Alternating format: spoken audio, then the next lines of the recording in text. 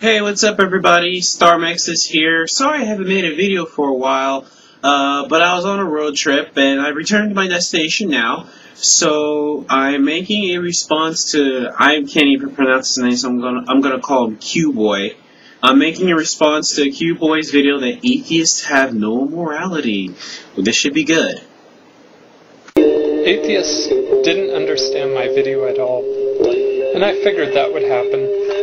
Because you see, if you were to do a CAT scan of an atheist, and you were able to look inside their head, you would find this. I owe you one brain, signed God. You would find this note inside their head if you did a CAT scan on them. No, try again. So, just to make things a little more clear, I'll try and explain it a little more simply for you. You know, we're not the ones who believe that genies snatch things at night, whereas I've already read a hadith of your own prophet that says so. I already mentioned in the video, you have two choices. Either the universe was never created, or God was never created. One of the two has to be eternal because nothing creates nothing. And if you have a hard time believing that a paperclip came together by random chance, if this is difficult for you to believe, then how is it easy to believe that the earth came together by random chance, which is far more complex?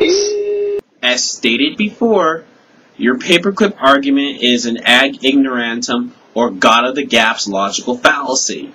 Just because we don't know what caused the Big Bang or the ultimate source of the material of the universe, that is not proof of a God or gods. And also as stated before, even if it was caused by a God, there's no evidence to show that that is the God of your particular mythology. I mean, a paperclip is just a simple piece of metal. It's just a piece of metal bent into a U shape. That's it. So if you have difficulty believing that that little piece of metal bent into a U shape came by random coincidence, then how is it possible that an Earth and planets came together by random coincidence? It's impossible. So, as I already said in my video, you have two choices. Either the universe has always existed, or God has always existed. It's your choice. That's a false dichotomy logical fallacy, dude. There's not just two choices. I've explained this to you before. There's an infinite amount of choices when it comes to the creation of the universe or how the material, the raw material of the universe came into existence. Who's to say that there's only two choices? You know, for you to make this claim, first of all, shows a profound lack of understanding of science, and second, it's just flat out ridiculous. I bet you there's people at your place of work who take extra long breaks and they feel justified. They say, oh, I'm justified in doing this because the company doesn't pay me enough. Or they'll steal things from their employer and they say, oh, I'm justified in doing that. See, the atheist always thinks he's justified. You think atheists feel they're always justified? I think Muslims always feel they're justified. I mean, all the things that you believe in that we find to be morally repugnant, you justify with either the Quran or a hadith. So I don't understand how you can sit there and say, oh, atheists are always justified, when in fact it is you, sir, who always feel that you're justified because you have some book or books.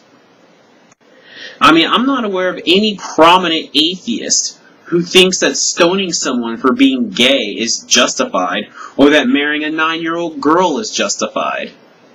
Their only concern is about immediate gratification. what can gratify them at that moment. Like, for example, if you left a chocolate bar out, they would just grab it and start eating it. It does appear that instant gratification is the goal of many Americans nowadays. The problem is that 95% of Americans are theists, sir, so it does nothing to prove your argument. Their only concern is immediate gratification. Okay, and another proof that atheists have no moral foundation is the fact that they say adults can have sex as long as they consent.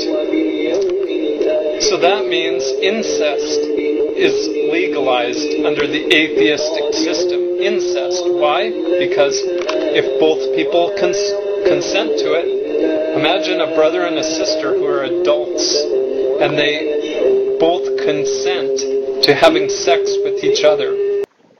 Yes, most atheists do agree that two consenting adults should be allowed to interact in that way if they choose to. Does that mean incest, though?